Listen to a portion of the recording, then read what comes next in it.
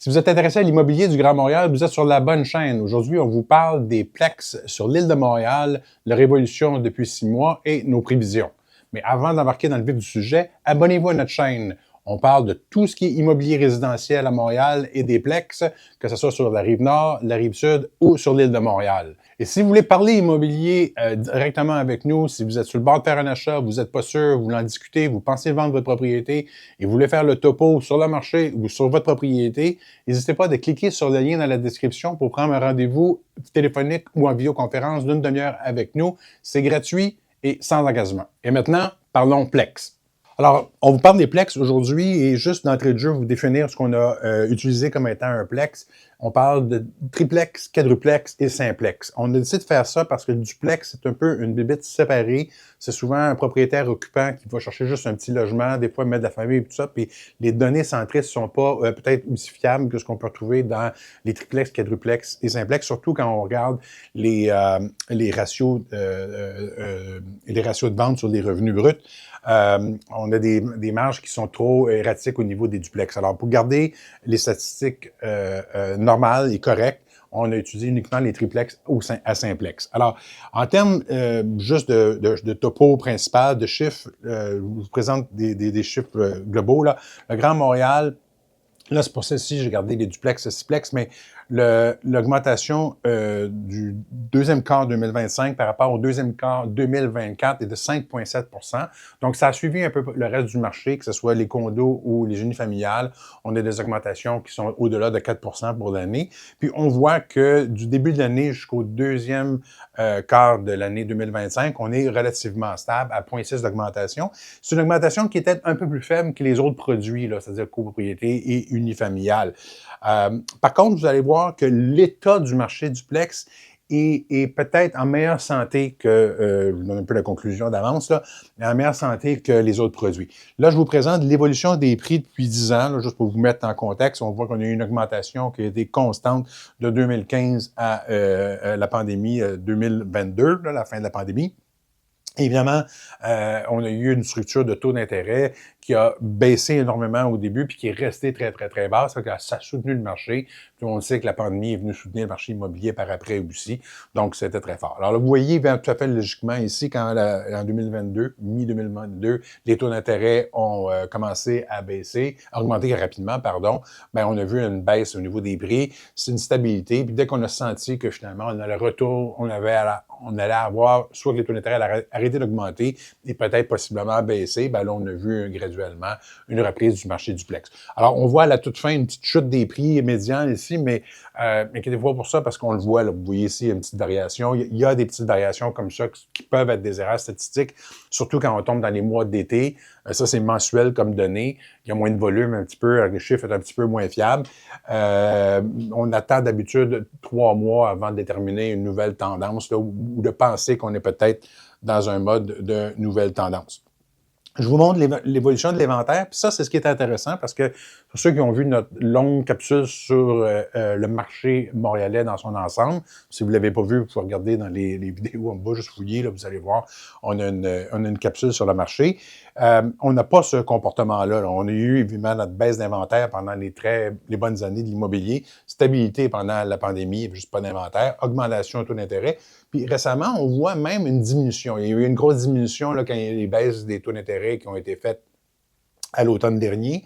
Après ça, bon, il y a eu un petit peu d'incertitude économique là, avec tout ce qui s'est passé là, avec les histoires des tarifs avec les États-Unis puis tout ça, réaugmentation de l'inventaire. Puis là, on voit une baisse d'inventaire qui s'est faite. Puis là, juste pour vous éviter de faire nécessairement des vidéos, aller voir d'autres vidéos, je vais vous présenter un petit peu en comparaison avec les unifamiliales sur l'île de Montréal. Ça, c'est toujours des statistiques qui couvrent l'ensemble de l'île de Montréal. Alors, l'unifamiliale en gris qu'on voit ici, on voit et dans la copropriété, c'est même un phénomène qui est un petit peu plus prononcé encore en pourcentage. On voit une réaugmentation de l'inventaire. On retourne quasiment à des niveaux de 2018, là, tandis que si vous regardez au niveau des plex, on reste très, très, très serré. Même, on voit une tendance à la baisse du nombre de plex qui est sur le marché. Donc ça, c'est de bonne augure pour les propriétaires parce que ça va soutenir le marché. Et ça rend peut-être des choses un petit peu plus compliquées pour un acheteur parce que là,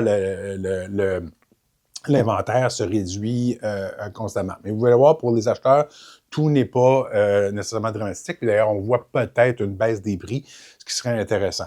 Je vous présente rapidement l'évolution du nombre de jours moyens sur le marché à chaque mois. Le graphique est un petit peu erratique, mais vous êtes capable de deviner les tendances. On a vu une baisse pendant les belles années du marché immobilier, là, où les choses allaient bien, le marché montait, mais pas trop rapidement. C'était pas de folie furieuse comme en ce moment.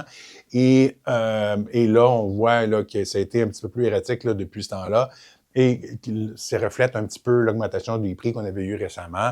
On avait eu les plaques qui se vendaient beaucoup plus rapidement suite aux baisses de taux d'intérêt.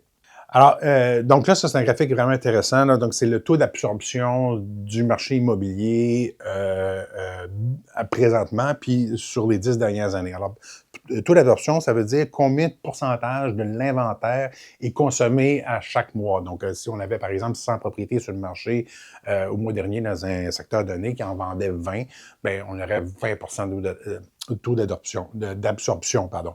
Et il y a une règle non écrite là, qui dit que quand entre 15 et 20 là, j'ai mis la ligne à 18 ici, on est dans un marché équilibré entre les acheteurs et les vendeurs. Donc, les acheteurs sont capables ils ont du choix, puis sont capables de faire pas trop de compromis et quand même de négocier un peu. Il n'y a pas des offres multiples là, qui s'empilent. Et à l'inverse, quand on est, par exemple, très, très serré, là, quand on est taux très, très élevé, quand on est taux d'absorption de 30 par exemple, ça veut dire qu'à chaque mois, le tiers de l'inventaire est vendu. C'est énorme. Ben là, ça, c'est une pression énorme sur les acheteurs et ça fait des offres multiples et ça fait des compromis qui sont très élevés. Mais tout récemment, dans le Plex, on voit qu'il y a eu quand même des bonnes opportunités parce que au moins de faire de sélection, même si les prix avaient pas baissé, au moins les acheteurs n'étaient pas coincés à acheter absolument n'importe quoi. Le fait que l'absorption avait ralenti beaucoup, ça donne plus de choix, ça fait des vendeurs qui traînent plus longtemps sur le marché, puis ça permet de négocier un petit peu plus nos unités. Là, on voit évidemment avec la baisse des taux d'intérêt récente, qui avait été anticipée, on voit que le taux d'absorption commence à augmenter, puis on est peut-être juste en haut d'équilibre, donc un petit peu plus un marché à l'avantage des vendeurs tout récemment. Ça reste à voir ce qu'on va vivre à l'automne prochain. Là, je vous dirais qu'il y a peut-être une chance sur deux que la Banque du Canada fasse des baisses de taux d'intérêt.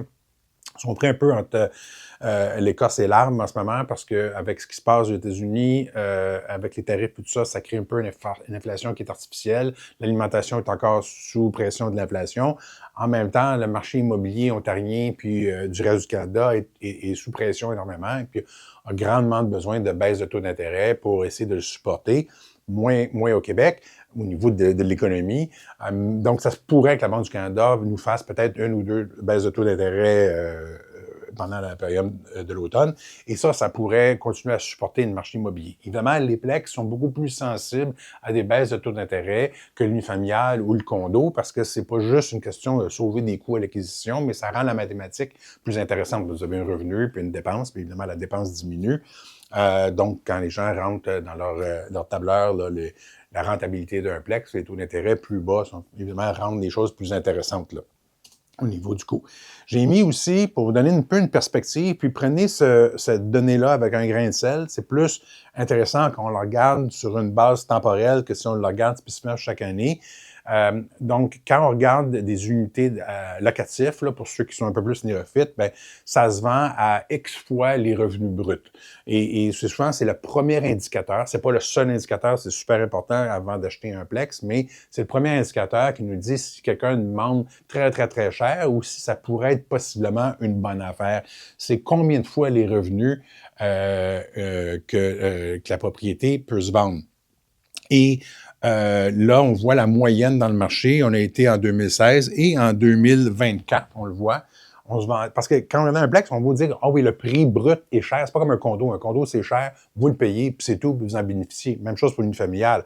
Quand on achète un simplex, par exemple, ben, vous l'achetez, mais oui, vous payez peut-être très cher, mais s'il y a beaucoup de revenus qui viennent vers vous, ben, ça rentabilise votre achat. Alors, ceux qui sont habitués à ça connaissent très bien ça, mais j'essaie de rester à un niveau élevé, là, juste pour rendre ça simple.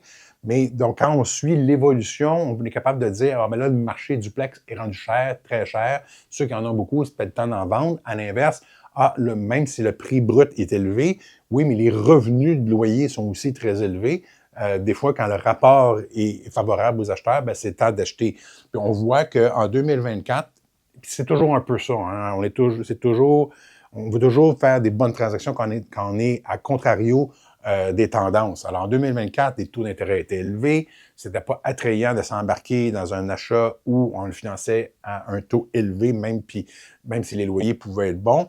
Mais si vous l'aviez acheté à ce moment-là, vous voyez, vous étiez à peu près à 17 fois les revenus en moyenne sur l'ensemble de Montréal. Bien là, on est déjà dépassé, on est à 19 fois les revenus. Puis vous voyez, pendant les belles années là, de la pandémie, puis un peu avant la pandémie, quand les taux étaient très, très bas, tout le monde voulait se garocher, puis achetait du duplex à Montréal. Puis là, ben, on est allé chercher en moyenne 21,5 fois les revenus. Ça, c'est considéré comme très cher. Là, c'est des ratios qu'on voit d'habitude dans le duplex, qui est normal, mais moins dans le triplex, qui est triplex simplex. Alors, ça donne juste un guideline parce que c'est vraiment pas le seul critère. Vous avez les frais d'opération, vous avez la qualité des loyers, vous avez la qualité du bâtiment. Il y a énormément de critères qui doivent rentrer en compte dans l'évaluation d'un plex, mais ça vous donne une idée des tendances, si le marché du plex est cher ou pas. Et on le voit, je vous dirais qu'il est à peu près à l'équilibre en ce moment. Il y a eu une bonne opportunité, mais là, si les taux d'intérêt baissent, ben on le voit, là, c'est un peu comme des moutons, dès que les taux d'intérêt baissent, tout le monde se regaroche. Puis c'est fort possible que les prix continuent de s'accroître parce que le ratio est quand même pas si élevé encore. Puis on a vu qu'il a tenu pendant 3 ans autour de 20, à plus que 20, puis là, on est à 19,3, 19,4 en ce moment. Donc, c'est possible que ça supporte le marché immobilier encore. Alors voilà, ça fait le topo pour le marché du Plex. Je pense qu'il y a encore, étant donné que les loyers ont augmenté, il faut toujours regarder le Plex de deux façons. Il y a le prix brut qu'on paye, mais il y a les coûts d'opération, vous avez les revenus qui viennent. Étant donné que les ratios sont encore corrects, étant donné qu'il est possible que les coûts de financement baissent à l'automne, je vous dirais que c'est peut-être plus une opportunité d'achat que de vente présentement. On a vu que l'inventaire est en train de baisser. Donc ça, c'est un autre signe qui pourrait réconforter un acheteur potentiel. Par contre, avec parcimonie, parce que le bâti montréalais est quand même pas jeune. Alors, c'est du cas par cas. Vous devez regarder chaque dossier parce que vous ne voulez pas acheter un plex sans regarder qu'est-ce qui doit venir au niveau des fondations et des travaux de la structurant au bâtiment qui pourraient vous coûter très, très cher. Et donc, si vous voulez quelque chose de plus simple, des fois, ça vaut la peine de sortir de l'île puis d'aller acheter quelque chose qui est plus récent, plus neuf. Mais pour ce qui est de l'île de Montréal, il peut y avoir des bons achats, mais il faut vraiment fouiller puis décortiner les chiffres. Si jamais vous avez besoin d'aide, ça fera plaisir de vous aider. On est équipé pour ça. On est équipé pour vous donner des conseils. Encore une fois, vous pouvez cliquer sur le lien dans la description, prendre rendez-vous avec nous, juste nous expliquer que ce qui vous intéresse, ce sont les plex. On préparera une présentation. Pendant une demi-heure, on va vous parler de nos services ou on va juste répondre à vos questions si vous avez des interrogations sur le marché. Il y a, comme je dis d'entrée de jeu, pas de frais, pas d'engagement. Là, ça vous fait juste plaisir d'offrir ce service-là. Alors, je vous remercie d'avoir été à l'écoute aujourd'hui.